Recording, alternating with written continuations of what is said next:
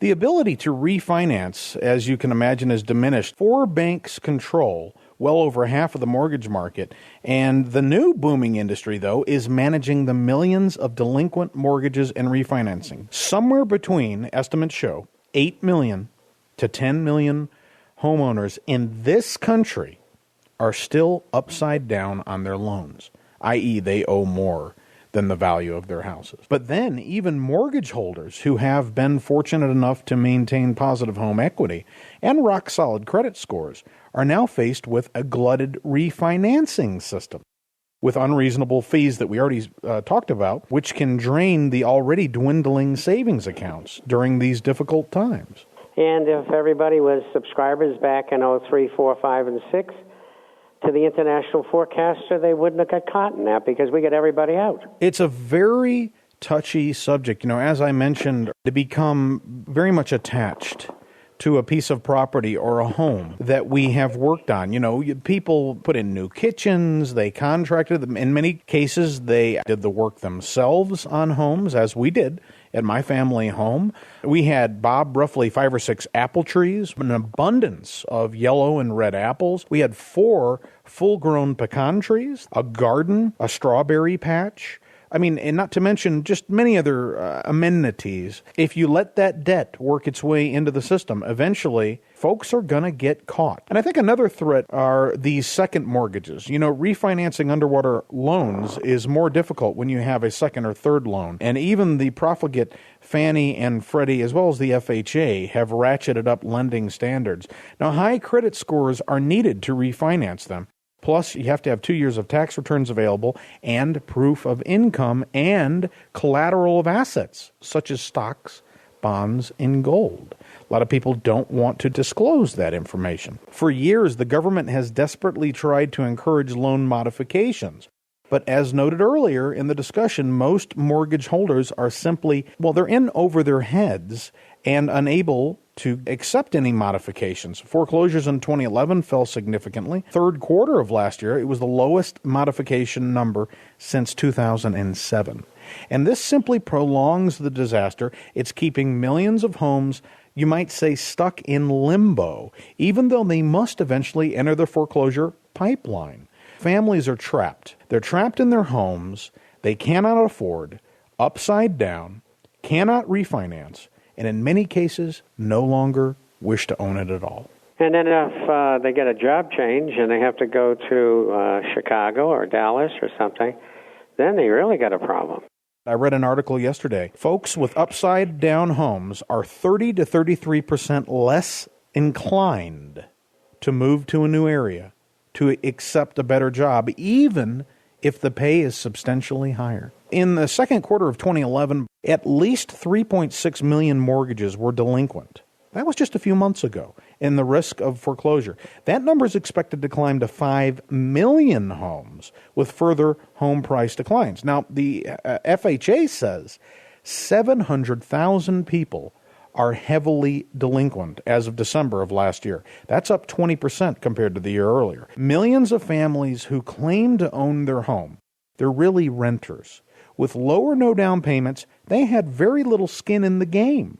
The plan was to cash out of the house when prices soared, but they got caught in the adjustable rate mortgage trap. So since 2006, 3 million people are essentially living rent-free, Bob, still by not paying their monthly mortgage payment. As I wrap up and as we close, I think this is critical here. The national average mortgage cost is roughly $1,700 a month. That's $65 billion that those 3 million people have avoided paying. Where is that money gone? Consumer spending and savings. But this presents a big dilemma. If, more likely, when the foreclosure crisis comes back to the fore in, let's say, 2012 or 13, I expect that $65 million of consumer spending and savings to go up in smoke, or at least 10 to 20 billion of it. Now, that's going to change economic matters substantially. One of the reasons the lender leaves the house the way it is because it's being protected. There's no way they can get any rent out of it. They don't want to go in the rental business, so they leave them there. And they should have done that from the beginning until the thing sorted itself out. But, the negative debit assets on their books are tremendous. I don't know what the total figure is, but a couple of weeks ago you were talking in 2014 of having an inventory of 9.8 million homes.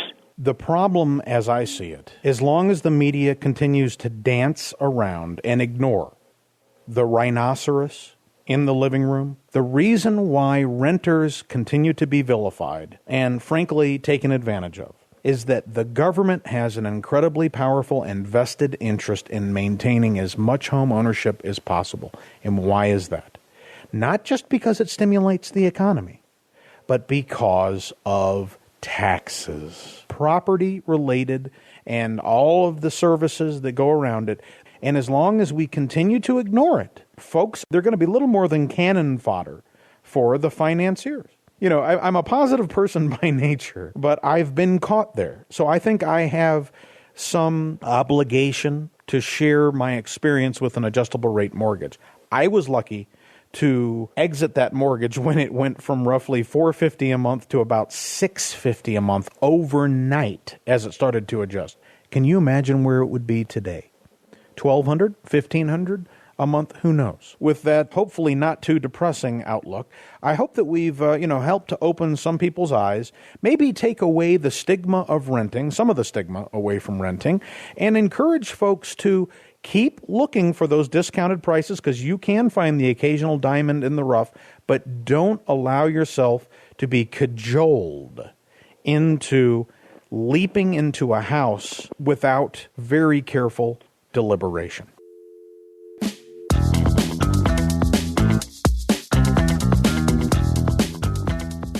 Hi, this is Joe from Wisconsin. I would first like to thank Chris and Bob for their excellent work. And my question is, I've been seeing that the Mexican 50 peso gold coin seems to be selling a bit of a discount to the other gold coins. And am I being foolish in collecting these, figuring that I'm just getting more ounces of gold for my money, albeit for a very, I suppose, for lack of a better term, outlier of a coin? Thank you very much, and keep up the great work, guys. First up, it's Joe from Wisconsin. Bob, he likes the $50 peso gold coin, and he wonders if he's made a mistake buying coins that are less well-known than the U.S. Gold Eagle, the Krugerrand, the typical standbys, Bob, the UK Sovereign, the South African Krugerrand. Joe, first off, let me say I applaud your move into precious metals. It really requires a special mindset, I think, for most people to make the plunge, but you've done it. And so now that you're on the right track, I like the peso. The 50 peso gold coin contains 1.2 ounces of pure gold. Now, it is only a 90% coin, and they use metals such as copper to strengthen it, but don't let that bother you, the lack of 0.999 purity. Remember, U.S. gold coins up until the Gold Eagle only contain 0.9 purity as well. Bob, what do you think? I love them. Yeah, they're beautiful. I buy them all the time, and even they have 1/10 ounce. I think they have quarters and halves, but I don't have any. And they have some 1/10s, for bartering purposes. And then I get, truckloads and truckloads of them. Now you're being facetious. No, but I do. I own them, and I've always liked them. There's nothing wrong with them if you buy them right, and you got to expect on the backside of the market, if you're a seller, that you're going to get a little bit less than you would with some of the other coins, but that's okay. It's the whole move that you're looking at. If we move from 1,800 to 8,000, who cares about $2 a coin? Exactly. Bob, when I worked at Jones Day Rivas Pogue, world's largest law firm, at least it was back then, I read a fantastic book by an investor. He warned folks whenever trying new investing ideas, he said, don't trip over nickels on the way to dollars. And I think that that sums up what Bob just said. Don't quibble over a few dollars. It's not a U.S. Gold Eagle. In fact, there could be some interesting benefits to not having $50 stamp on the back of your coin that says U.S. dollars and whatnot. And we don't know What if the U.S. government says, oh, by the way, we're going to confiscate all coins that has U.S. Printed on it? I mean, I'm not saying that's going to happen, but what if it does happen? You would be insulated. I like the idea of diversifying. I particularly like the Chinese panda. Don't miss out on those amazing American gold buffalo 0.999 purity. Yeah, my name's Rome. I'm in Oregon, and I have a question about the NDAA. Just been reading a little bit more. Can't find much in the U.S. media. Basically, I guess it's a bill that was passed that allows the military to arrest U.S. citizens. Do you guys know anything about this and how it will affect, the future? And thanks for your time. You guys have an awesome show. Take care. Bye. Next in line, it's Rome from Oregon. He calls in. He's troubled by new legislation. It's the NDAA bill. The National Defense Authorization Act of 2012 was passed by Congress, Amendment 1031. It allows for the military detention of American citizens. The amendment is so loosely worded that any American citizen can be held without due process. According to freedom fighter Naomi Wolf, one of my favorites, there are many detention facilities, such as at Guantanamo and other military prisons.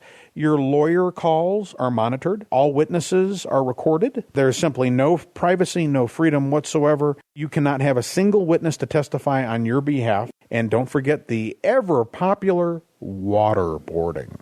Incredibly, 93 senators signed off in support of this bill, Bob, and now, of course, most of Congress. So once again, more American liberties handed to Big Brother on a platter with garnish. What was it, Bob, that Benjamin Franklin said? Didn't he say those who trade their freedom for temporary security deserve neither and will lose both? And that's true. Well, I think it's pretty simple. You've explained it. And the government has guaranteed you and certified that they're your enemy in the House and the Senate because they passed the bill. And what do they want to do with the bill? I don't know. Nobody knows. Do they know? I don't know. And I don't think they quite figured that out yet. But that's where this thing's headed. You only push people so far within a society, and they flip out. And you're going to have that if you try to implement that. I feel sorry for law enforcement because they're in the middle. But who knows, maybe they'll use FEMA, and that'll leave law enforcement alone. But it's just unbelievable that our Congress could pass such a thing. And this shows you what happens when powers behind government who purchase Congresses in majority, in this case 90% or more, when that happens, you've lost your freedom, your liberty, and you have in this case, a corporatist fascist state, and it's going to get worse.